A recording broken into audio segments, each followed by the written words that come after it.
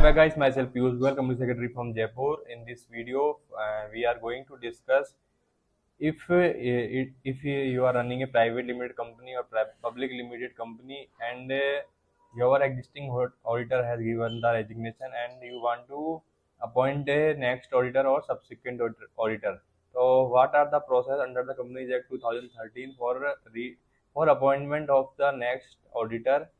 There are two situations, right? When in first situation, if the your existing auditor term is completed, and then after completion of term, and the existing auditor is giving the resignation. Second is, in second situation, there is a case of the existing auditor has given your resignation, and after resignation the casual vacancy will arise.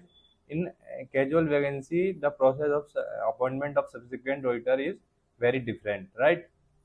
So we will discuss the normal process. First process, how to appoint the subsequent auditor. First of all, you have to conduct an board meeting, and in which if a existing auditor is considered for a reappointment, the proposal for this regarding will be placed, and if you want to appoint a new auditor, then the said proposal will also be placed. Then proposal letter will be sent to the prospective auditor, and then the new prospective auditor needs to give their consent.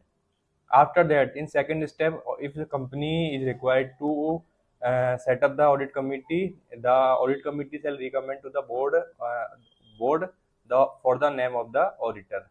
In third step, the notice of the board meeting will be sent, and on the scheduled date, the board meeting will be conducted at the registered office of the company or the other place as may be decided in the notice of the meeting. In fourth step, the holding of board meeting.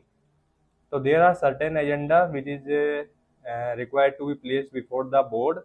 First of all, take the agenda for appointment of the auditor, and second agenda, if the board is agree on the audit committee recommendation, shall pass a resolution, and place before the members in the AGM. Thereafter, in shareholder meeting, the said agenda will be placed for confirmation of the appointment of the auditor. And after that, it will be, if the auditor is individual, it will hold the office for a term of one term of 5 years. If the auditor is a firm, then it hold office for two term of 5 years, right? But this condition will be applicable in following companies. If the company is a listed company, it means the restriction for appointment of one term or two term is applicable in case of listed company.